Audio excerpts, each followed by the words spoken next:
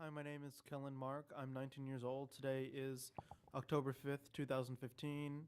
We're at ACC Senior Services, and I am interviewing my grandfather, Mario Revilla. Hello, my name is Mario Revella, age 84. Today is October 5th, 2015, and I'm inside the ACC Senior Services. Relationship to partner? You know the This is answer. my grandson. Okay. Okay, Grandpa. So what was it like? What was it like growing up in the Philippines? First word that comes to my mind is it's hard. Uh, it's really hard compared to here in the United States. Food was scarce. My parents are poor. We don't have television. Between the school years, we have nothing to do. One of the things that I and my friends do is go to the river and go swimming, but that takes only about half an hour to 1 hour. After that, we have nothing to do except be idle all day. Okay, so what did your parents do? How did they make money?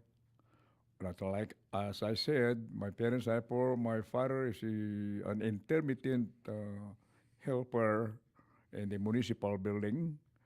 My mother has a little bit of sari-sari. That's a small mini market, but it's not continuous. It's what do you call that one? Well, anyway, it's not a continuous kind. It doesn't make too much money. Okay. And Mom always told stories about. What? Oh. Mom told me stories about how you were spoiled when you were a kid by your parents and grandparents. Did I hear the word spoil? Were you spoiled? I don't think so. I don't. She doesn't know what she's talking about. I don't think so. How could I be spoiled? I don't have anything. I don't have. We don't have cell phone. Well, I make my own toys, like a tap, for example. I'm not spoiled. In fact,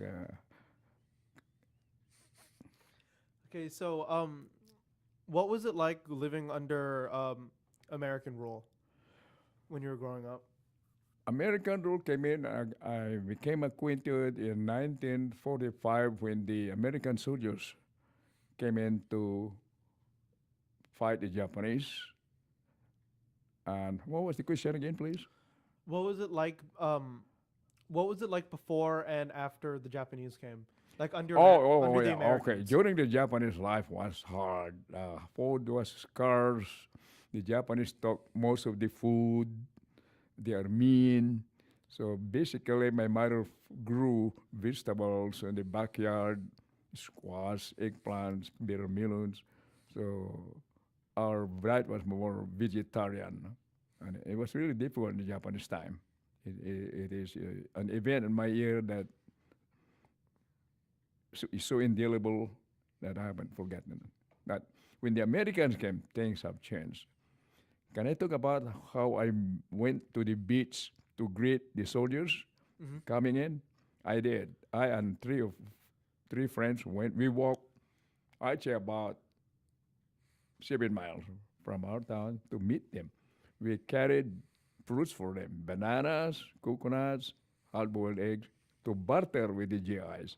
And you know what? We were very successful. We went there. Uh, the, I haven't forgotten what I got. I got a parachute. I don't know why the soldier has a parachute, but he gave me a parachute, a pair of shoes that's too big for me, and a uniform. And I was very happy with that.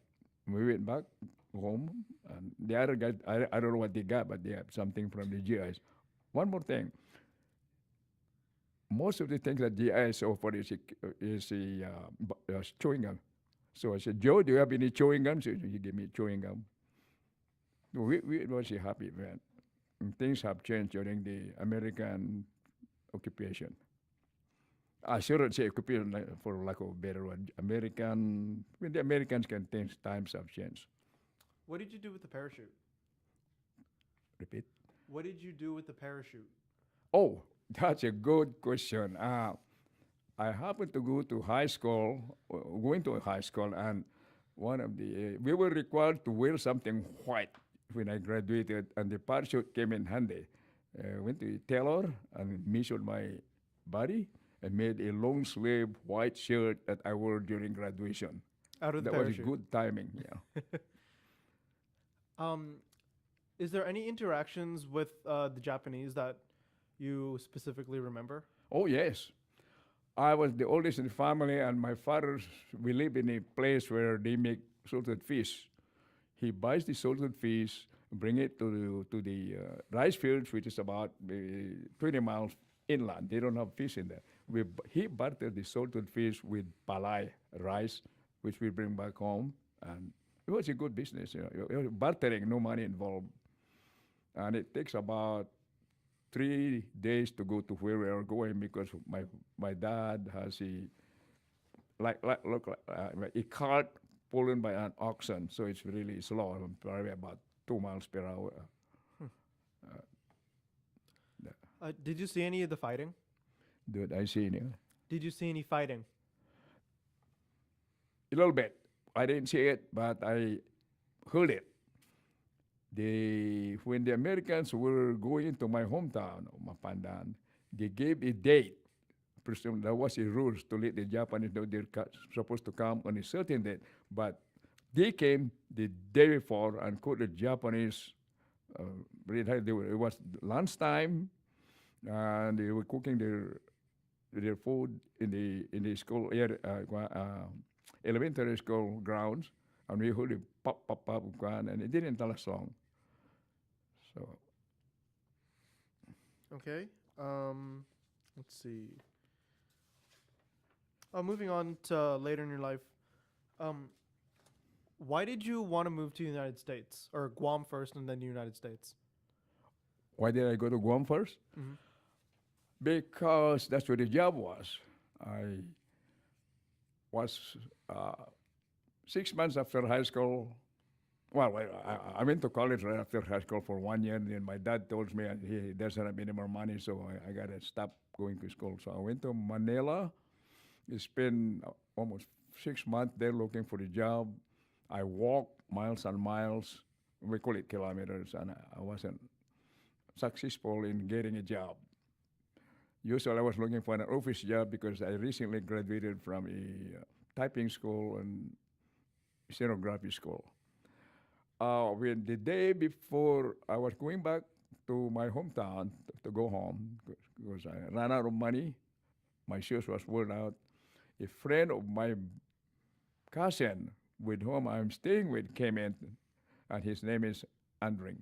And so I happened to be home. She Andring, why are you here? And he told me that he was going to go to a medical checkup prior to going to Guam for the job. So I said, hey, I told him I want to go too because I have nothing to lose. So he said, okay, you do this. You go to Clarkfield where the recruiting office was located. And the next day I went there, took a typing test, passed it. I was hired. And the girl who tested me said, come back here in 1 week. You have 1 week to go home. And that's what I did. That's how I got my start to go to Guam. Further, my first time to ride an airplane was a C-47 with its sling seats, just like the paratroopers in the movie. And that plane is small. The C-47 is very small. And Guam is about 1,500 miles from the Philippines, but the plane is so light. It's a troop carrier that there was a lot of what you, right now I know what they did, but what they call those bombs, when the plane, Turbulence? yeah. I got sick, I threw up, I passed out.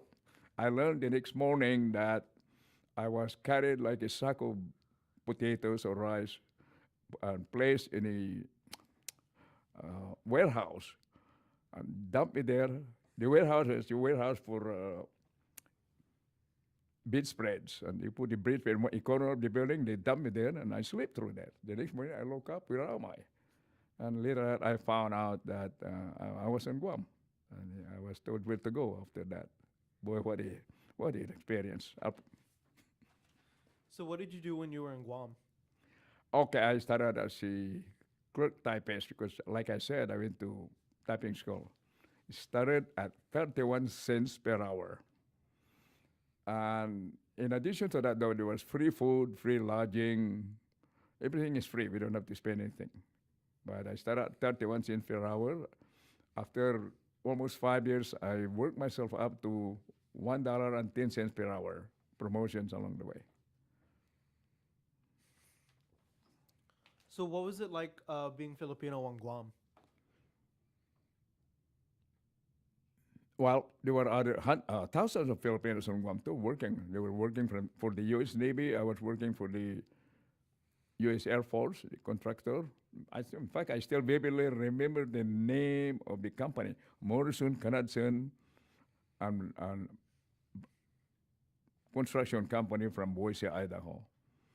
And where I was assigned to stay was jungle. The north side of Guam was it's still a jungle, and the job was to clean it up with trees and build a runway for the bombers to use. That was my first job, and then I was gradually transferred to other offices. And one really nice thing about that staying in Guam, there happened to be a Bob Hope show on a Saturday night, and we went. And just like it happens all the time, the military people are up front. The brass, the generals, they are way out on the front row, and then the soldiers, sailors, marines, we Filipino workers are in the back. But at least I got to see Bob Hope and actually I can't remember the name of the actress, but right now, but it was a good experience. So why did you come to the U.S. from Guam? Why? Why? The job, like I said, How old were you when you came to Guam in the States? about 18 and a half years old. So younger than me. Yeah. Uh, One little thing, vignette.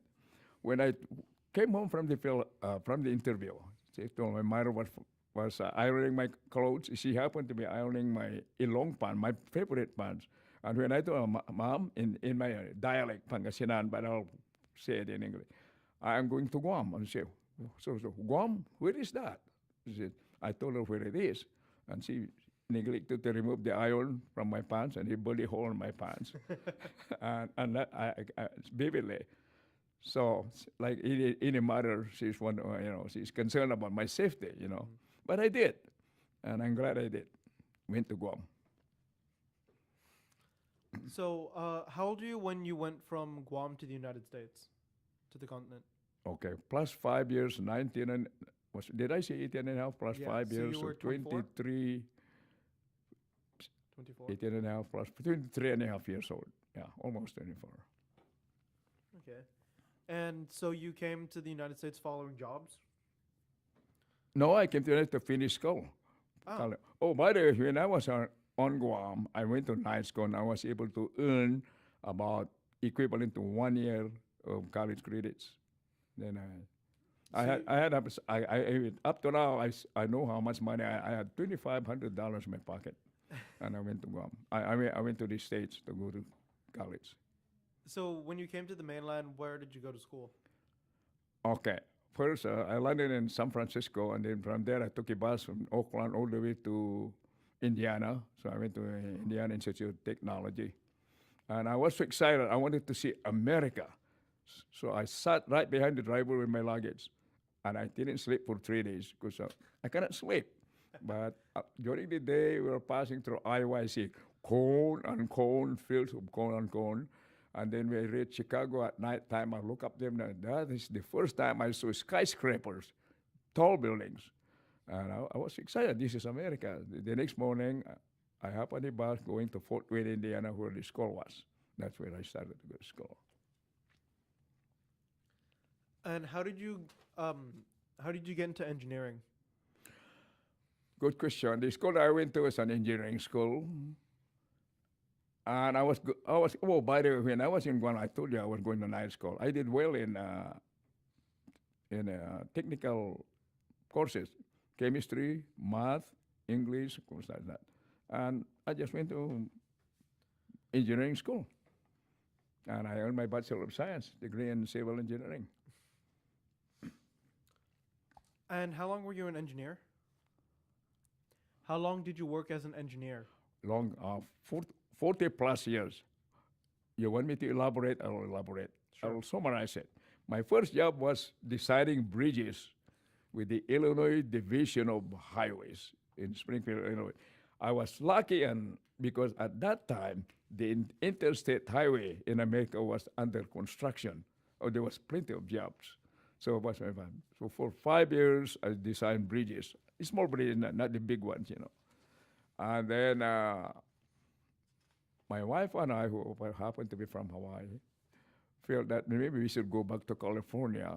So we moved to California after 5 years and worked with the state of California.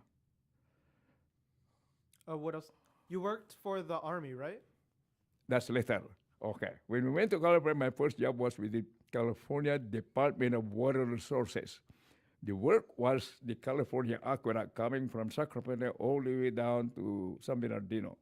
Job was pretty important. They need engineers. I went to Los Angeles without any job in my pocket. But the next day I got hired by Department of Water Resources. So actually, that job trained me as a better engineer because I was able to use what I learned in college: soil mechanics, rock mechanics, hydraulic, that's water, things like that. But if I work with Caltran, it's a cookbook type of engineering. But I'm so glad that I'm civil engineer. Make me more aware of the environment. So when did you start working for the Army Corps of Engineers? Okay. 5 years. I'm trying to to follow the chronology. 5 years, 5 years with the Illinois, 8 years with the Department. So that was 13 years after that. The California aqueduct was winding down. The design is almost complete. So we were 1-2 years earlier that, okay, we are not going to keep all 3,000 engineers because the job is almost complete. But we'll help you find a job. So I applied for the U.S. Army Corps of Engineers. And I was hired. My first job was in Jacksonville, Florida. So I drove all the way down there and started there. 1972, I think, Florida. From there, I got a promotion. I got promoted, I said, and I went to Baltimore district, and Baltimore, and I said, I was excited. Oh, Baltimore near Washington, D.C. We get to see Washington. I did. I never regret it. So I went there. That was Thanksgiving time, and then from there, your grandma and I decided that maybe we should go back to California because we started that. So I moved to California with the Corps of Engineers in the San Francisco district. That one was after spending 2 years with there was a downsizing of the San Francisco district, so I was about to be laid off. So in the meantime, I applied for the position in Japan, Germany, and Japan came in. I was able to go to Japan in beginning in 1976 and worked there for 6 years. Though that was a good assignment. What was so good? What was so good about it? One, going to a foreign country, especially Japan. I was able to bring the family later after school. And the Japanese people were very good. They were kind. They don't steal. And it was a good assignment. In fact, I extended it twice until the third time that I asked for an extension. My boss said, no, we need you here. So I stayed there for 6 years. It was a good 6 years. Yeah, and let's see what else is there. Where did you go after Japan? Kuwait, right?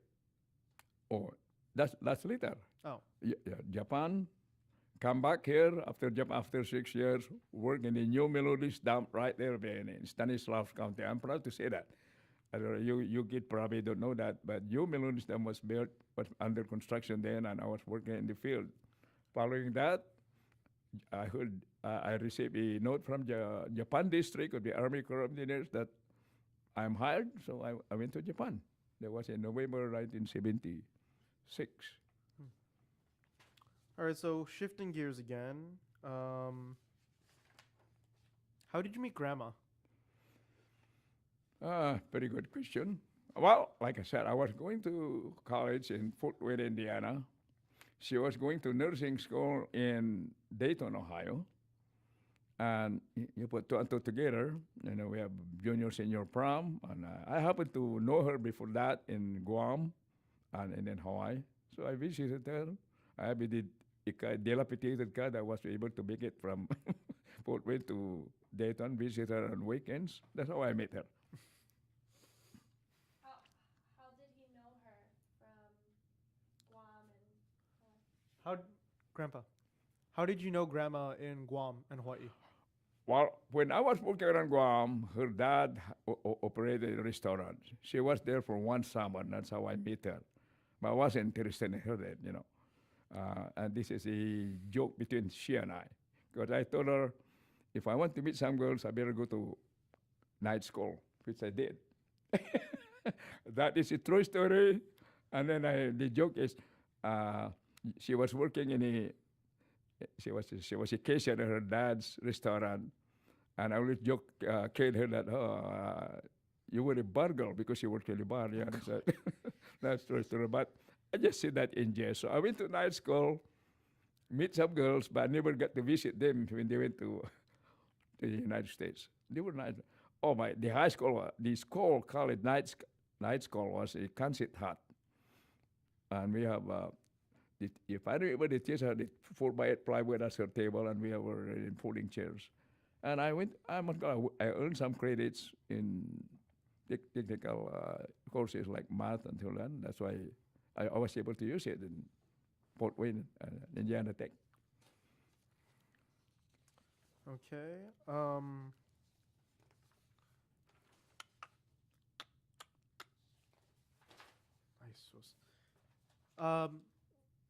So what's your proudest accomplishment? What is my? Proudest accomplishment.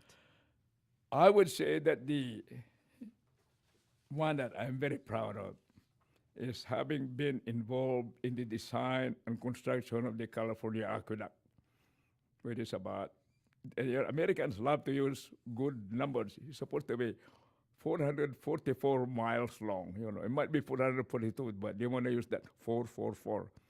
The director at that time, when he gives speeches to the public, he says, when a man is on the moon, he looks down to earth and he can see two things: the Great Wall of China and the California Aqueduct. Oh, what a thing to say. So I'm proud of that. So that's my legacy to you guys and your children. Water is flowing from the excess water from Sacramento going down the California Aqueduct all the way down to Palmdale to a reservoir in San Bernardino. And I actually directly involved in the design of the portion of the aqueduct beginning near Palmdale, not Palmdale, Gorman. When the water flows down the San Joaquin Valley, it's pumped up the Tehachapi by pumping plant. It comes down to the Antelope Valley near Palmdale, and I was involved with that all the way to Interstate 15. And I was what they call is design squad leader. I got about 4 or 5 people under me. So what was it like raising 7 kids while having a job and everything? It would be like raising one kid multiplied by 7. That's the mathematics. While Good answer. I was too busy working, Grandma being a trained nurse, she got a lot of patients.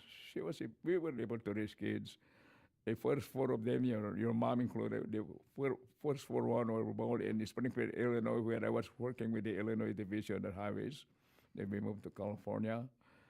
I never beat up anybody as part of the upbringing.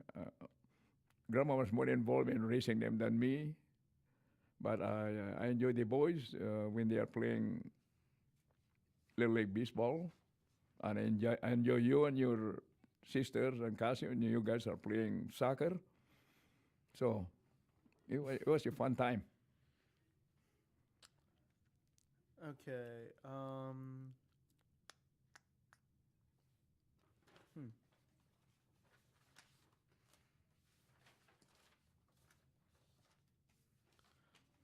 What is it like when you go back to the Philippines nowadays? And Well, as go you visit family know, now? Grandma and I go from time to time to the Philippines. It is good to go back because my parents' house is still there, and we go there and we have a place to stay. It wasn't an air condition, so what I did, I put air conditioning in the window air conditioner so that it be we'll be able to stay in it because we can't stand a house without air conditioning. Not many houses in my hometown have air conditioning, but we have to do it. What it's like, it's always good to go home, to go back. As you were one time you were in that trip, the cultural trip to the Philippines, and you were able to see much of the Philippines. And, what I like to see now, though, I do not like the politicians. I like the country. It's lush, green, the environment. I do not like the politicians. And I will venture to say that probably half of them are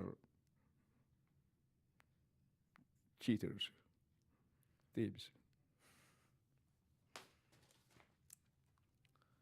Okay. Is there anything else you want to talk about? Anything else you want to talk about? There's a lot. Let's see now. I I happen to bought a condo in Manila that faces a park where our hero, Dr. Jose Rizal, was shot by the Spanish. And I said to myself, here I am, a kid in Mapandan. Mapandan is my hometown. Don't do anything, so naive, don't do anything. And here I own a piece of real estate in Manila, looking at that sacred place. If we'll all show you next time you go there. I get to see the Manila remember it, Bay, the Manila Hotel, famous Manila Hotel, the Bataan Peninsula, and this good part of the city of Manila. And I said, I wish my parents were alive to know that. Anyway, what is not the question of what's it like? I like to travel about around the Philippines, and I did. I'd say I traveled to about 90% of the Philippines. Where I kept missing them when I was still working, but there's still one portion of the Philippines I like to go, the northeastern part of the Ilocos? country. Ilocos? We've seen the locals. That's the northwestern part. Northwestern is Apare, Bayungbong. We're deep in loud tobacco. I haven't been there yet. That's part of my future thing. Okay.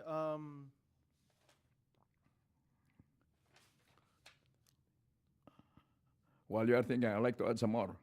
All right. Something interesting. I do, the feeling is strong. Clearly. I wanted to help the Philippines by reorganizing the Department of Public Works and Highways to use what I learned from the Army Corps of Engineers. And I'm trying to do that. And I thought, oh God, excuse me. That's what I want to do in the future. I've never seen you be emotional like this before. I have a passion to do that, and I can help. You don't well up when you talk about your grandchildren, you know. What? Nothing. Just being facetious. I'm not being sanctimonious, so no, but that's what I know how to do it, and I'm trying to find a way how I could contact a department in the government who would agree to that idea. Because right now, the way the Department of Public Works and Highways operate, there's so much anomaly, cheating. They're not transparent. But if I could reorganize it, and I'm willing to offer 2 years of my life to do it, it's doable. But just finding the right person or government department who could help me. Anyway, excuse me for being quiet, but I'm hit by it. Can you talk a little bit about why you're so you have 10 minutes left, but do you want to talk about why you're so passionate about giving back to the feds? good question. I want to give something back to the Philippines, and I thought it's doable. And I want to help the Filipino people. We call them kababayans. If I could reorganize that Department of Public Works the same way as the U.S. Army Corps of Engineers, it would be so efficient. We will train the people to be first responders during emergency. We will provide jobs for the hundreds of engineering graduates every year, and it's sustainable. And I haven't given up. I'm going next trip. I'm going to go to the U.S. embassy and ask for their help. And then another U.S. agency, United States Agency for Development. I'm gonna tell them my plan, and maybe they can be the convict to the Philippine government, and I hope to do that. The problem is, election is coming. Everybody's campaigning, and somebody told me, said, "This is not the right time to do it. Your ideas sound, but wait after the election." And that's why I'm going. Election will be in May next year. The Filipino election? Correct. Oh. After the president. That was a good question. Okay, do you want to talk about family now? Pardon? Family. How many questions? Yeah. Shoot. Okay, what traditions do you think have passed from from our family in the Philippines to our family here? Like with me, Alexa, our cousins. So what's the question? What traditions do you feel like have passed from being in the Philippines, from like your parents, your grandparents, down to me and Alexa and the cousins? So what is the what? What traditions? Traditions. Well, that's easy. It's an easy question to test, but right off, I got to collect my thoughts. Tradition, right? So you're talking about the difference? No, what has passed down? I am happy and thankful to God that you guys are growing here, born here, growing here, good environment. Not being born and growing in the Philippines, you'll see a hard life. School is, unless you have money, you cannot go to college. And I'm just happy that you guys are growing up here. You are healthy. Almost every night, you don't know this. I prepare all of you 11 grandchildren and my 7 children. That God allowed them to stay healthy and be happy. And so far, I feel He's helping. Okay, what's your happiest memory? Wow. Number one, I'm happy here in the States, okay? Except when I'm driving and I see bad drivers. Was happy, huh? I was happy when I went to Kuwait right after the war because I would never have gone there on my own. And the U.S. government sent me there to work. And I was happy there. I worked there for 5 months. My 6 years in Japan was happy. Carefree. We did a lot of traveling in Japan. And it's a beautiful country. The people are good. Those are my happy days Okay. in my career, anyway. What's your happiest memory growing up in the Philippines? Shit. Happiest memory growing up in the Philippines? Wow. I don't think there's any happiest memory, except maybe during my birthday.